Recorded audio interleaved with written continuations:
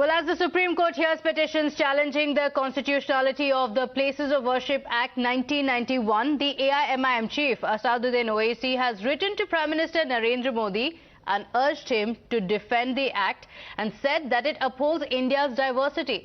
In his letter, Owaisi said that modern India can't be a battleground of resolving medieval disputes. He also asserted that the act puts an end to unnecessary religious disputes and protects diversity. Now, reactions also coming in. The BJP calling it an attack on Hindu Astha, saying Owaisi should correct his own philosophy about the identity of India. This after Owaisi wrote to the Prime Minister saying the Places of Worship Act should be protected. You know, there is nothing like medieval and ancient. Owaisi fails to understand India is one civilization in continuity. And continuity does not break because some aggressors came to this country and destroyed the places of worship. So he must correct his own philosophy about the India's identity of India.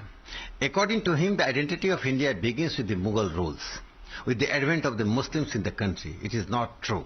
National editor Madhav Das Gopalakrishnan joins us on the broadcast. Madhav, the reaction that has come in from the BJP is that this is an attack on Hindu Astha. In the letter, Owaisi saying that the Places of Worship Act should be protected at a time when the centre has been asked for its stand by the Supreme Court.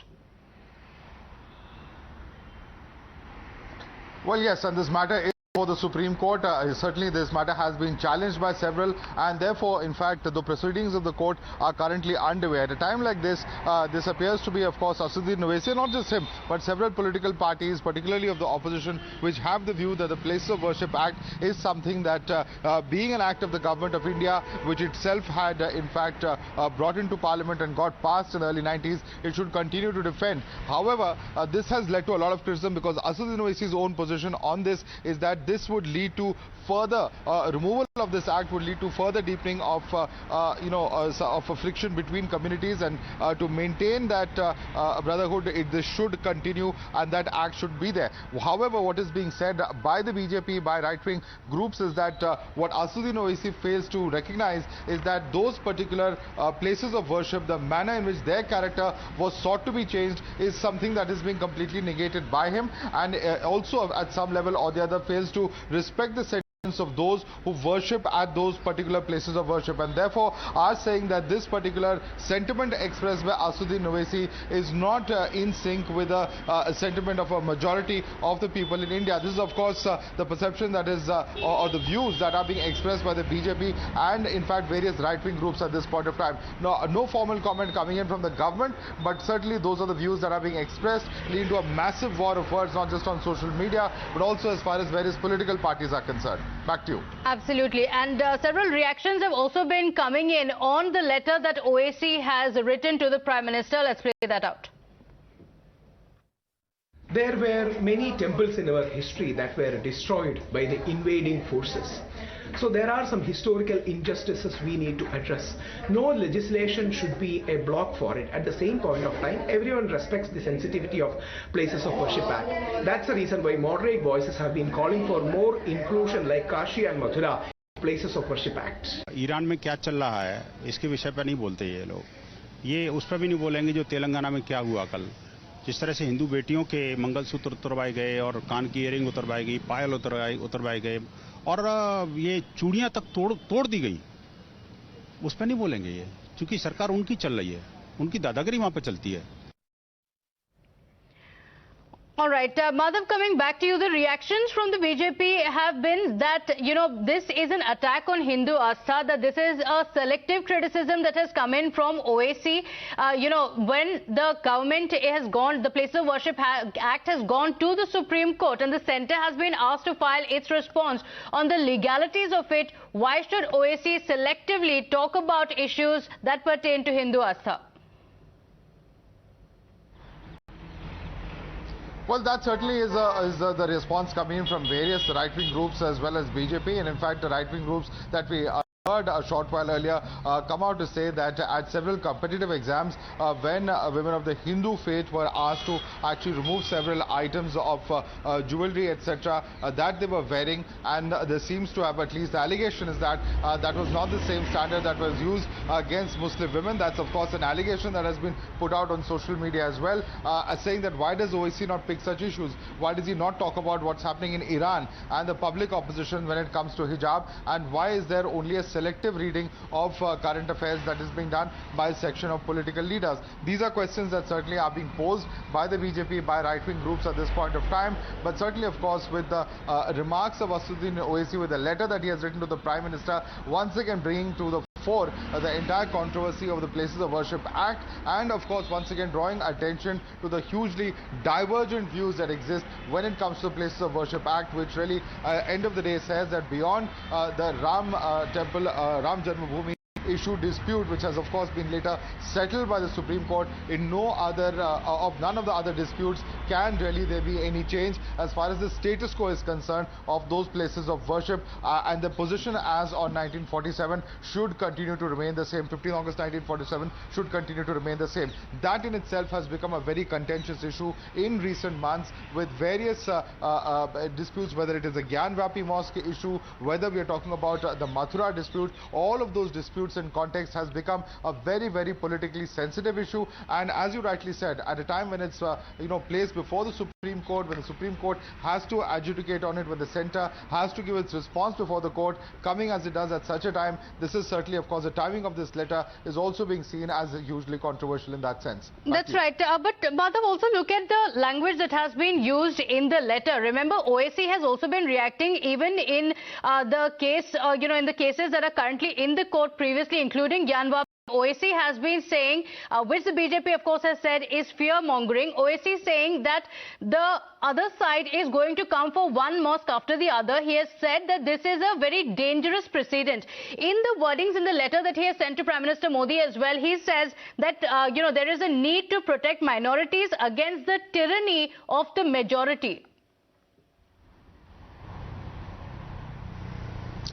Well, yes, in fact, Owaisi has used several such words in the three-page letter that he has written to the Prime Minister. In fact, if I could just read out several of those comments that have been made by Asaduddin Owaisi, and in fact tweeting about it also earlier in the day as well, in that letter that he had written to the Prime Minister, where he has referred to such aspects, also of course referring to how this is very important for the Place of Worship Act to continue, for in fact the relationship between various communities to continue as it was in the past. And very clearly, of course, if I can quickly read out from that letter as well. Once again, Madhav, do stay on with us. I'll come back to you in just a bit.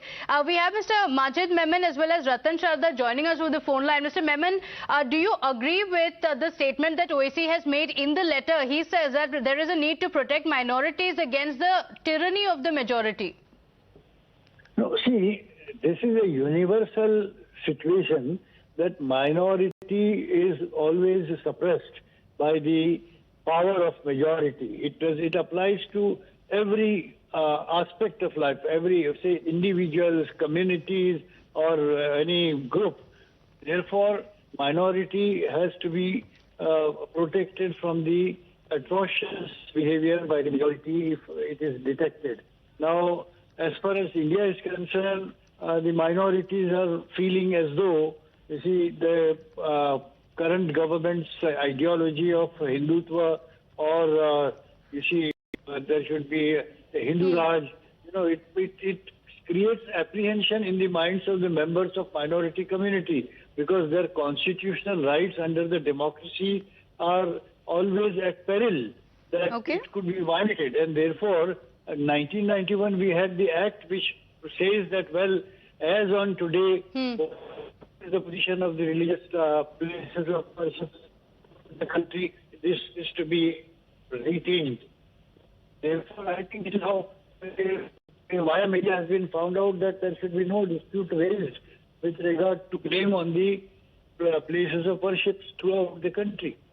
Okay, okay, all right. But one would argue that we are in a democracy and it is well within anyone's right to challenge an act legally in the top court of the country. So would it be right to say that the rights of the minorities are being trampled upon? Mr. Ratan Sharda, would you agree? Well, I find Ajit Menon's arguments so superfluous, so biased, so much of victimhood being played and so much of insinuation against the Hindu majority being created by him. Pakistan was created, 1/3 of our land was lost to appease the minorities and they can have their own Islamic rule.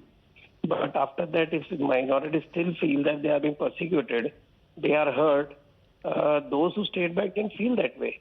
And Hindus have treated them well. Nowhere in the world minorities have so many rights, so many privileges.